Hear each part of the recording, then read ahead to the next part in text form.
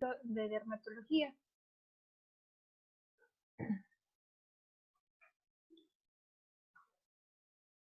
Bueno, vamos a esperar un poquito que los se van agregando.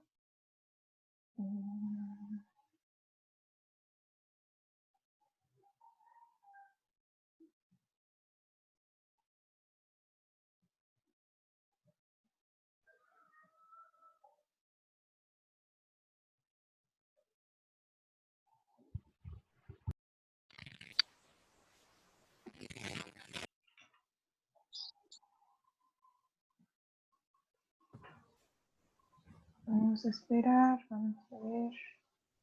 Y otras personas más.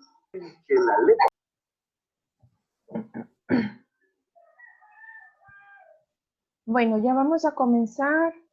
Buenos días, hoy vamos a hablar un poquito de lo que es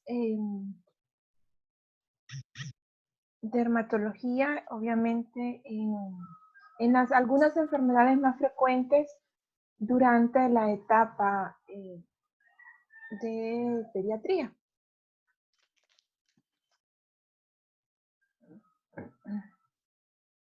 Aquí. Bueno, vamos a ver.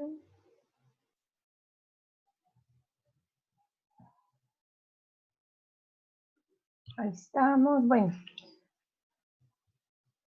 Entonces, disculpen que ando un poco mal de la garganta.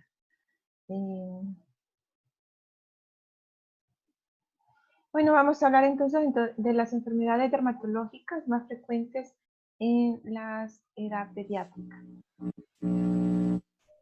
A ver, muy bien, muchas gracias por apagar sus micrófonos y comenzamos.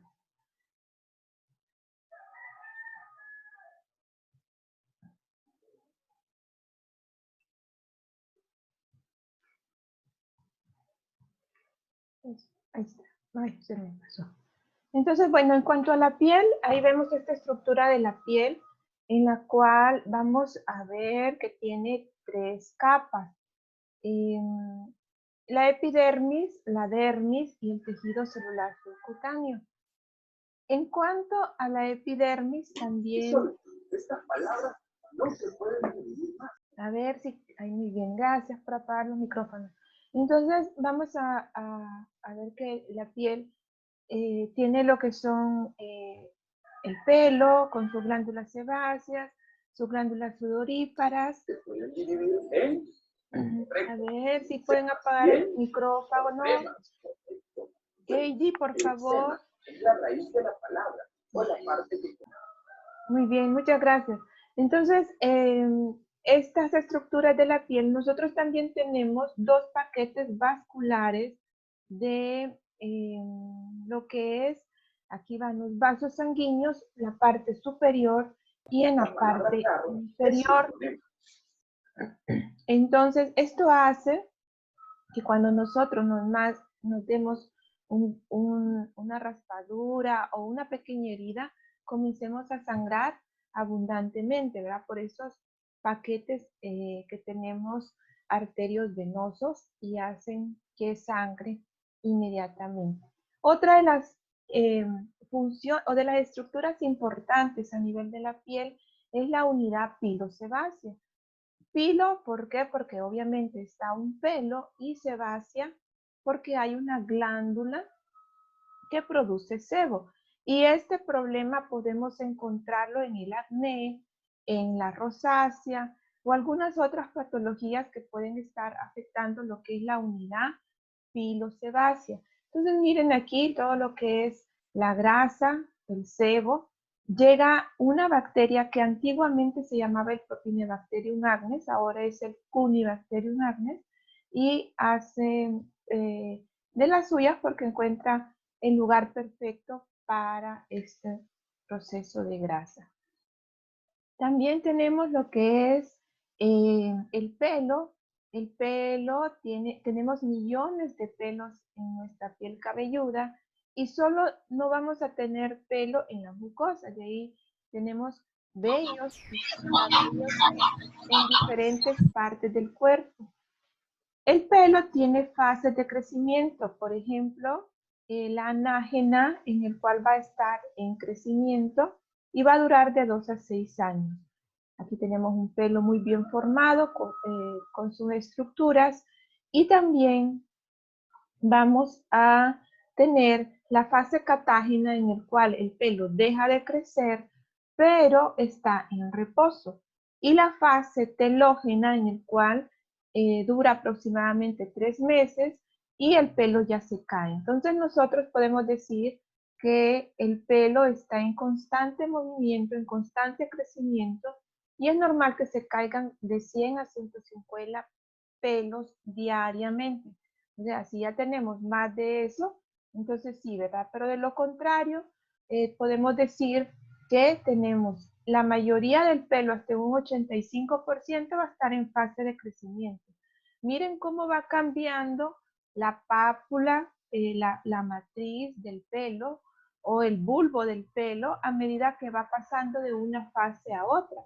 Se va como haciendo más pequeño hasta que ya se quita lo que es el bulbo o la matriz del pelo, y ya propiamente el pelo ya cae. Y también fíjense cómo cambia su grosor. Aquí está como más grueso, más fuerte, y a medida que va envejeciendo, podemos decir, va a ir cambiando de forma y se vuelve más fino y se cae, ¿verdad? Entonces es normal que nosotros perdamos o se nos caiga el cabello hasta 150 pelos diarios. La uña, pues también nosotros tenemos nuestras 20 uñas y van a tener estas estructuras que nos van a servir de protección de los dedos. También nos sirven para que no nos traumaticemos o para que realicemos el, el ejercicio fino, es decir, todas estas estructuras, agarrar un grano de frijol, agarrar una aguja, todas estas formas o estructuras nos van a servir para que hagamos esos movimientos, ¿verdad? Entonces también la uña tiene sus partes, en el cual vamos a tener la media luna o la lúnula, la lámina unguial, que es donde nos pintamos, y también el extremo distal, que sería este, el extremo proximal y los laterales. Aquí, perdón, vamos a tener lo que es la cutícula, y abajo de la cutícula vamos a tener la matriz de la uña. Aquí está propiamente, miren, lo que es la cutícula, este tejido que está pegadito a la lúnula, y abajo vamos a tener la matriz. Es decir, si yo vengo y por X o Y razón me golpeo con la puerta con una puerta, ya sea del carro, de la casa, o estoy martillando algo y me lastimo, esta parte de aquí, entonces, aparte que me va a doler mucho, esta uña va a sufrir un trauma a nivel de la matriz y va a hacer que la uña en las próximas veces me vaya saliendo toda tortosa o alterada o deforme, ¿verdad? La uña de los pies tarda un año en renovarse completamente, desde aquí hasta acá, mientras que la de las manos hasta 6 meses. También hay factores que me hacen que la uña crezca más rápido, como la mano derecha. En nosotros las mujeres nos crece más rápido que los varones. El verano nos hace que las uñas crezcan más rápido. Entonces todos esos factores pueden influir para que tengamos un crecimiento de la uña.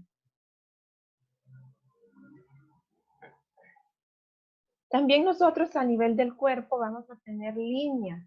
Estas líneas se llaman líneas de Blasco, que van a ser, nos van a seguir como un trayecto muy especial.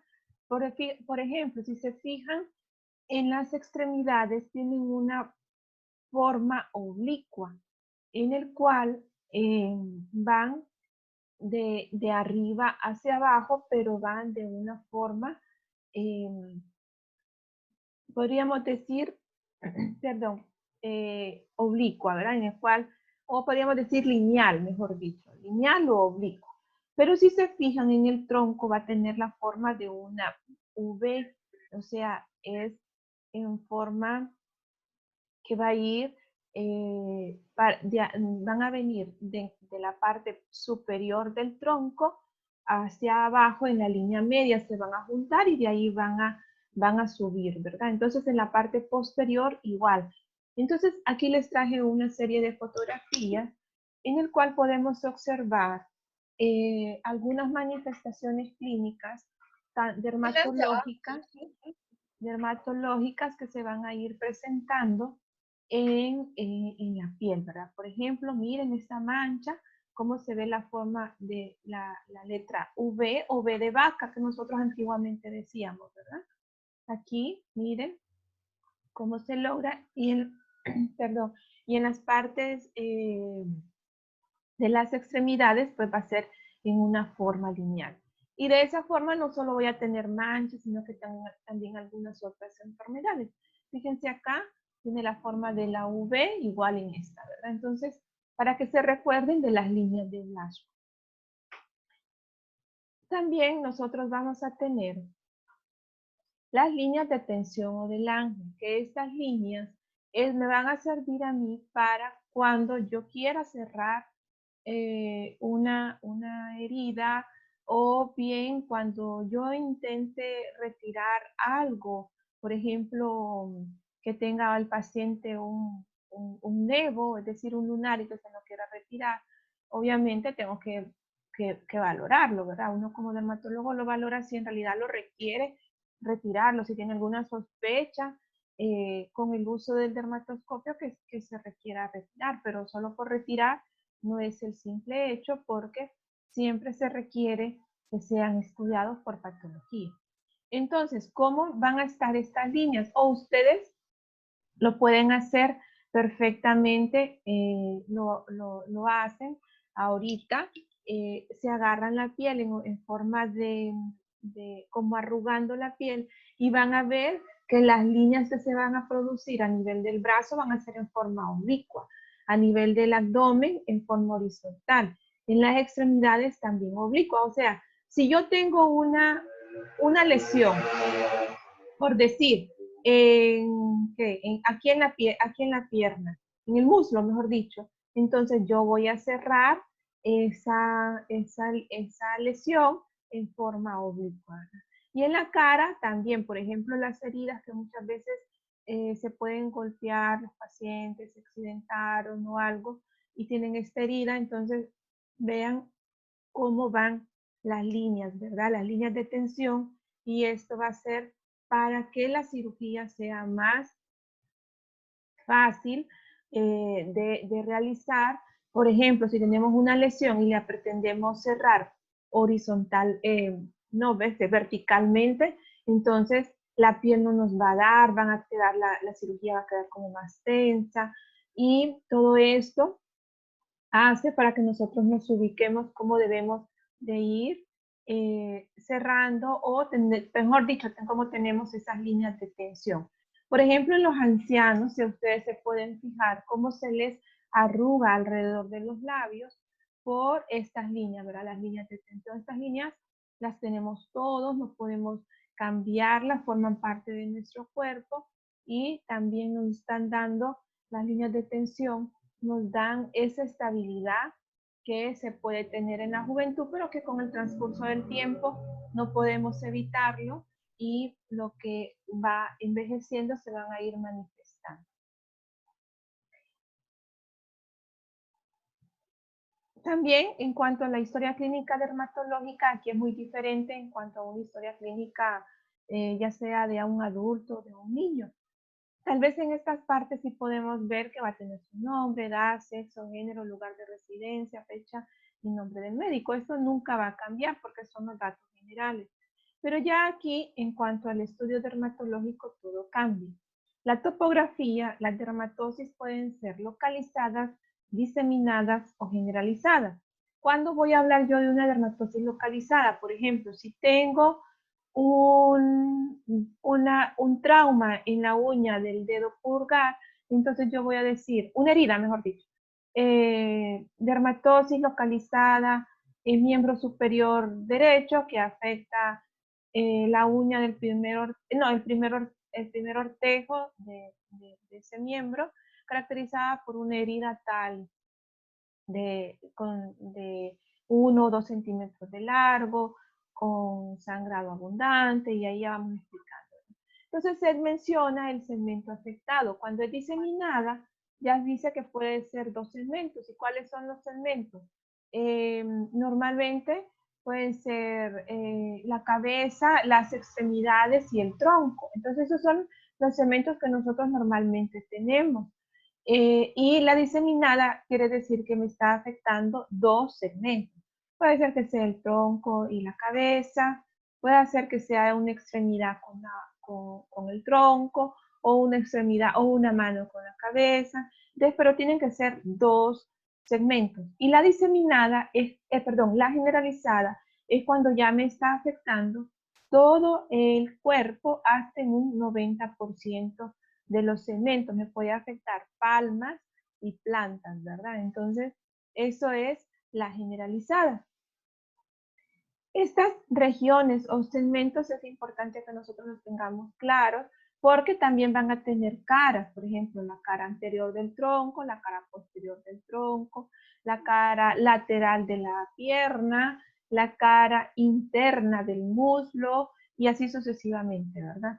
La morfología va a tener de acuerdo a las lesiones elementales, que ya vamos a ver un poquito de ellas. Vamos a decir el tamaño, la forma, la agrupación, el color, los bordes, el estado de superficie, y también, si es posible, comparar con una referencia conocida. La evolución aquí va a ser aguda si es menos de un mes, sudaguda, perdón, menos de 15 días aguda, sudaguda de 15 días a un mes, y la crónica más de un mes. Todo esto, hay algunas enfermedades como la urticaria, que se caracteriza por tener abones o ronchas, que van a ser menos, van a ser, las lesiones se van a caracterizar por ser evanescentes, es decir, que van a durar horas. Y ya al durar horas cambian, ¿verdad? No es que siempre lo van a presentar, sino que van a ir como moviéndose. Y los síntomas, si tiene síntomas acompañantes como prurito, costras o liquenificación, que ya vamos a ver un poquito en relación a ello. También vamos a continuar si tiene alguna otra alteración en la piel cabelluda y en el pelo, en las uñas, en las mucosas orales o perianal, y también si tiene otro tipo de información, cuando inició, modo de inicio. Si ustedes se fijan, aquí es muy diferente. Es bien diferente en cuanto a una EA de una historia clínica pediátrica. Allá comenzamos, madre de paciente refiere historia de una semana de evolución de presentar rinorrea, y luego comenzó con tos seca y dificultad respiratoria. Aquí no, aquí se comienza primero describiendo todo lo que es la sintomatología, y hasta después ya nos vamos a los datos que se pueden obtener en cuanto a la información semiológica de tipo de dermatología, ¿verdad? También otros datos, si tiene alguna enfermedad concomitante o si tiene alguna presencia en algunos familiares afectados. Por ejemplo, en el área que es dermatología pediátrica hay muchas enfermedades que son de tipo genético, y esto pues también es importante, ¿verdad? Y algo que les mencioné en la primera clase es que debemos de preguntar con sutileza si hay consanguinidad en los familiares. Ya después, si es enviado por alguna institución, también si es o por algún otro familiar. El motivo de consulta, miren cómo está acá, está al final, no está precisamente a un principio, y a un diagnóstico presuntivo, ¿verdad? Es lo que nosotros consideramos que ese paciente puede ser si se solicitan laboratorios, y ya el diagnóstico definitivo cuando ya se integra todo lo demás. Entonces, este es así a grosso modo lo que es una historia clínica dermatológica. Ahora, en cuanto a las lesiones elementales que habíamos hablado de la morfología, las lesiones pueden ser primarias y secundarias. Primarias si son de contenido sólido o de contenido líquido. Este organigrama me parece muy importante porque si es de contenido sólido, se eleva respecto a la piel. O sea, si la lesión está elevada, si es no, miramos el tamaño y si es menos de 1 centímetro, hablo de mácula y si es más de 1 centímetro, hablo de mancha. Por ejemplo, si yo tengo ¿qué sería? Una mancha en la cara, por decir un melasma o un cloasma, que así se le conoce, o mancha del embarazo. Entonces, eso sería un ejemplo de mancha. Dice, si está un poco elevado, veo el tamaño y si es menos de 1 centímetro, hablo de pápula. ¿Cuál sería una pápula? Pues una picadura por un insecto. Si yo soy alérgica al insecto, entonces me va a dar la lesión, ¿verdad? Y si es más de 1 centímetro y se conforma de 2 lesiones, es decir, una lesión elemental primaria con una secundaria, entonces hablo de placa. Y también si está claramente elevado, si se eleva y se palpa, pues vamos a ver si es grande, muy grande, más de 1 centímetro, hablo de un tumor y también puede ser de un nódulo. Ya vamos a ver estas características. Y de contenido líquido es si es ceroso, veo el tamaño y si es menos de 0.5 centímetros, algunos dicen hasta 1 centímetro, hablo de vesícula. ¿Cuál sería el ejemplo clásico de la vesícula? Es la varicela. La varicela o el herpes simple o los fuegos que tienden a salir en las comisuras labiales. Entonces esos serían los ejemplos clásicos de vesícula. Y si es mayor de 0.5, hablo de una ampolla. Puede ser que me quemé, que me puse un zapato que me apretaba mucho y que me causó una ampolla en el talón. Entonces, esos son ejemplos de ampollas, ¿verdad? Entonces, es muy importante que la suma de ampollas y se forma una flictena. O sea, la flictena es mucho más grande que una ampolla. Y si el contenido es líquido y es purulento, hablo de pústula. Siempre le digo purulento, purulento, pústula. O sea, significa que este contenido va a ser amarillento, como pus, ¿verdad? Pústula viene de pus. Y cualquier otro contenido, pues me va a formar un quiste. Entonces, este organigrama, a mi parecer, está muy bien porque para el aprendizaje al nivel que ustedes se encuentran, porque lo dividimos así, ¿verdad? En sólido y líquido, y ya de ahí ya derrama todo lo que vamos a ir viendo, ¿verdad? Entonces, si por ejemplo me llega un paciente con una varicela, que yo ya sé que tiene varicela, lo examino y le busco las lesiones elementales. Veo que tiene muchas vesículas, entonces ya hago este organigrama que me va a ir orientando. Y aquí están, podemos observar lo que es en sí las lesiones elementales primarias, ¿verdad? Vesícula, que solo va a estar en la parte superior.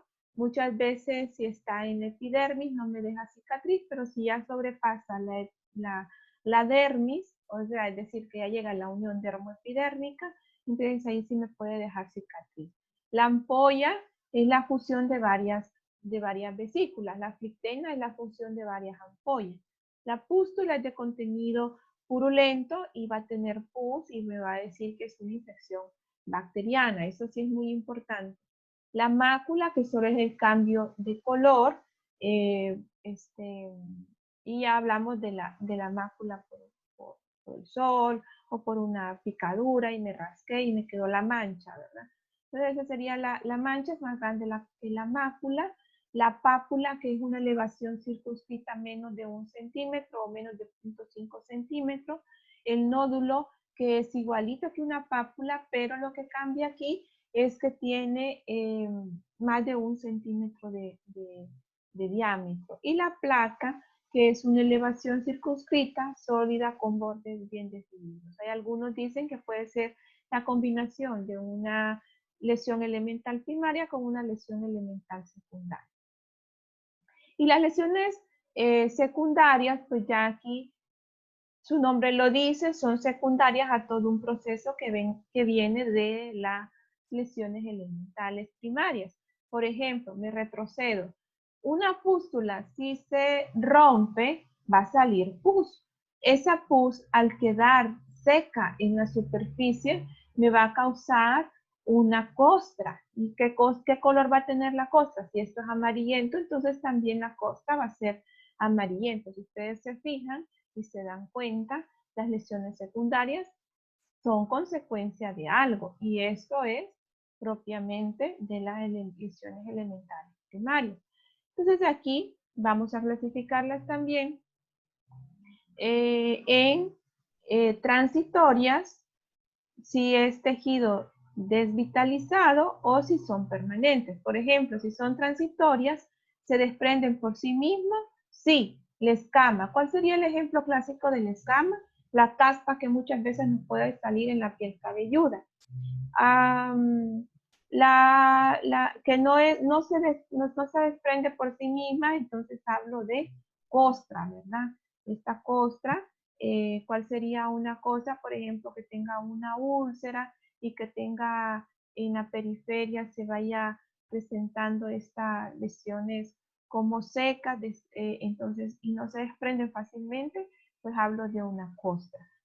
Si es un tejido desvitalizado, es decir, que sea una úlcera o un tejido que ya no funciona, entonces voy a hablar si es amarillo de esfacelado o si es negro, una escara. Recuerden que también aquí tengo que tener mucho cuidado porque hay algunas bacterias que me pueden dar esta coloración de escaras negruzcas, ¿verdad? Especialmente la pseudomonas. Y también vamos a hablar si son lesiones secundarias permanentes. Si es en piel endurecida, si es así, entonces hablo de esclerosis. Y si no, pues puede ser que solo sea una fisura. ¿Cuáles serían un ejemplo clásico de una fisura? Aquellas personas que usan sandalias o que trabajan mucho al aire libre y no se protegen el talón de los pies, entonces se les van agrietando, ¿verdad? Entonces sería un ejemplo de fisuras. Y también, si son superficiales de una erupción o una profunda, ya estamos hablando de una úlcera. ¿Cuál sería el ejemplo de una úlcera? Una úlcera por decúbito, una úlcera por infección por estreptococo piógenes en las piernas. Entonces, podemos tener varias manifestaciones clínicas en cuanto a eso. Y aquí tenemos algunas, ¿verdad? Algunas lesiones elementales secundarias, la erosión, por ejemplo, cuando hace mucho frío, tengo gripe y me estoy limpiando la secreción, la rinorrea, y entonces ya comienzo a tener erosiones, ¿verdad? O visito algún lugar que es muy frío, entonces ahí ya comienza lo que es la erosión. La fisura viene, decía, en el talón, este es un pie, tenemos el talón y una fisura. Las úlceras, aquí está, mire que van a tener bordes irregulares,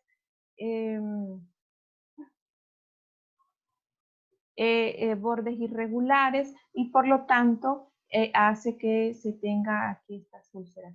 O la fístula, si tenemos, por ejemplo, es muy dado que algunos pacientes presenten caries dental, entonces la infección no solo se queda en el diente, sino que ya migra a nivel de la mandíbula y sale a nivel de la piel, ¿verdad? A nivel de la mandíbula, de la cara. Entonces ahí estamos hablando ya de fístulas. Eso sería un ejemplo, pero hay muchos, ¿verdad? No solo eso puede existir, sino que pueden haber varios. Y también atrofia, por ejemplo, la atrofia que vemos en los abuelitos porque se va perdiendo el tejido celular subcutáneo y la masa muscular, entonces estamos hablando de atrofia. Otro ejemplo de atrofia serían las estrías cutáneas, eso también es muy, muy dado, ¿verdad? La esclerosis, que se puede presentar con el fenómeno de Raynaud, es una enfermedad, y aquí ya estamos hablando de enfermedades de la colágena, que también pueden tener manifestaciones clínicas a nivel de la piel.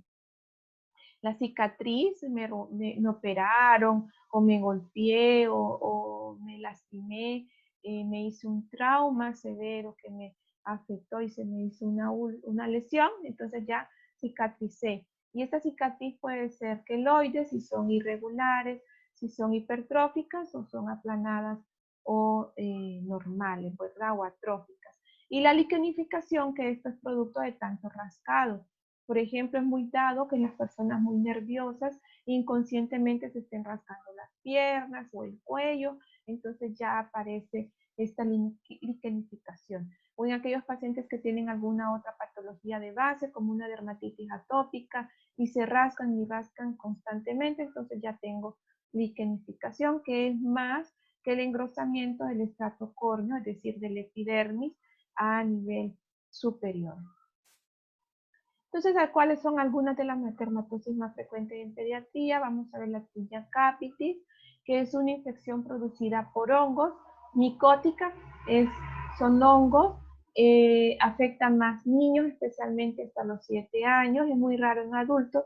¿Por qué razón? Porque el sebo, es decir, la grasa, actúa como un factor protector y esto hace que los niños, ustedes se dan cuenta, no tienen tanta grasa, entonces en ellos es más factible.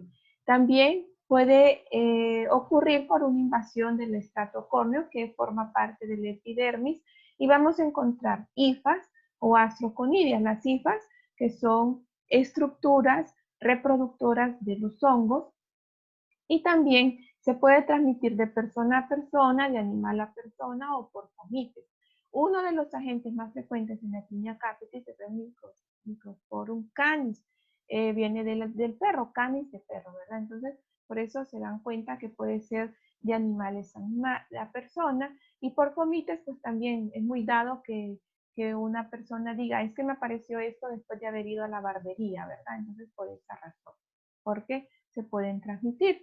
Y en cuanto a la etiología, tenemos Microsporum canis, que les mencionaba, el Trichophytum mentagrophytis, el Microsporum gypsum y el Falbus, ¿verdad? Que son los más frecuentes.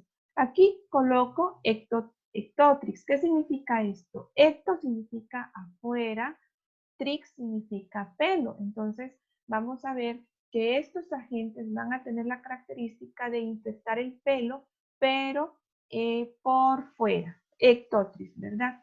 Y endotrix significa que el hongo no está afuera, sino que está adentro. Endo significa adentro.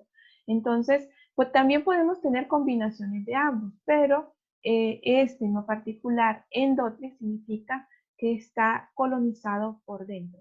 ¿Cuáles serían los más frecuentes?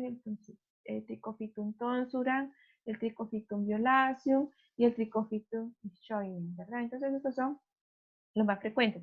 De estos, ¿cuáles son los más frecuentes? Pues los que están en primer lugar, ¿verdad? El Trichophytum tonsurans y el Microsporum canis. Esos son los más frecuentes que me van a estar produciendo tinea capitis. Y también cuando yo ya tengo un paciente y lo examino, veo que si tiene solo una placa, hablo de que va a tener una lesión microspórica, es decir, me va a orientar a una sola lesión. Y digo yo, bueno, entonces el más factible que tenga a nivel de piel cabelluda es por Microsporum canis. Mientras si tiene varias placas, entonces ya hablo de lesión tricofítica, es decir, por Trichophytum tonsurans. Aquí tenemos las manifestaciones clínicas de las tiñas. Aquí están las lesiones, son una lesión única en el cual el pelo va a estar con mucho, van a estar cortados, pero no es que ese niño se los corta ni se los arranca, simplemente que el pelo se pone tan frágil que se cae. Entonces puede ser una placa con escama fina semialopésica, es decir, que va a tener un poquito de pelo. El tamaño del pelo puede ser muy pequeño, de 1 a 3 milímetros, va a ser muy delgado y se va a desprender fácilmente.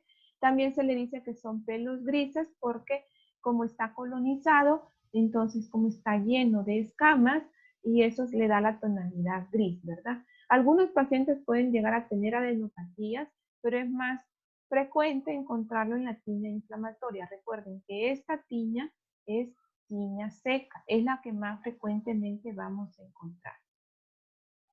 También la tiña inflamatoria o llamado Cerium de Celsum o panal de abejas. Este es un Cerium de Celsum pequeño. Se van a dar cuenta que puede tener pústulas, las lesiones son eritematosas, muy dolorosas. Los pacientes se pueden quejar de fiebre, dolor en la cabeza o presencia de adenopatías. Entonces pueden tener pústulas, eritema, secreción purulenta, fiebre, adenopatías y algo muy importante, si nosotros no actuamos oportunamente, el paciente le puede quedar una cicatriz para el resto de la vida. Entonces, el diagnóstico diferencial de la tinea capitis, una alopecia areata, que aquí está. Miren la gran diferencia, este está un poquito como más brillante. Además, tiene cabellos cortados en diferentes, perdón, no tiene cabellos, si algunos se los presenta, pueden presentar el signo de admiración y la base de la piel va a estar brillante. Esos serían algunos de los datos que me orientan a alopecia areata. Tricotilomanía, esto es muy importante porque el paciente va a tener pelos cortados en diferentes tamaños y además se presentan en pacientes ansiosos. Tricotilomanía significa que el paciente se arranca los pelos. La alopecia traccional son aquellos que se pueden presentar porque son personas que se traccionan mucho el pelo, ya sean por trenzas o por un amarrado constante en cola de caballo del pelo. Entonces todo eso, ¿verdad? Otro sería la psoriasis, que se va a ver como placas rojas, escamosas, con el signo de la candela. La foliculitis, que son infecciones de la vaina del pelo, del folículo piloso. Dermatitis seborreica, que sería la famosa escama, y accesos bacterianos, ¿verdad? Aquí tenemos otra fotografía en donde podemos observar alopecias areatas, pero múltiples, ¿verdad? Múltiples lesiones. En la anterior, pues era una lesión única, pero aquí podemos tener múltiples lesiones y recuerden que la alopecia areata va a estar relacionada con estrés. Entonces, si me estreso mucho, puedo presentar estas manifestaciones clínicas. Tratamiento, en cuanto a la tinea capitis, pues mi tratamiento va a ser de elección, la grisofulvina, a dosis de 20 a 25 miligramos por kilo día por 6 a 8 semanas, continuar por 2 semanas después de la resolución clínica. Aquí está, si yo tengo un Kerium de Celsum, además de la grisofulvina, voy a agregar lo que es la dicloxacilina a dosis de 50 a 100 miligramos por kilo día dividido en 3 dosis por 10 días, y la prednisona a 1 miligramo por kilo por una semana. Recuerden que los esteroides, la prednisona, tengo que darlos en horas de la mañana para que no interfieran con el ciclo circadiano. Otros tratamientos de elección, pero ya sabemos que la grisofulvina es el que lleva el primer lugar y que estos pueden ser en forma alternativa, es la terbinafina, el itraconazol y el ketoconazol. Aquí está la forma de cómo puedo dar yo la terbinafina. Lo dejo yo más para niños que no me respondan a la grisofulvina, porque con esta grisofulvina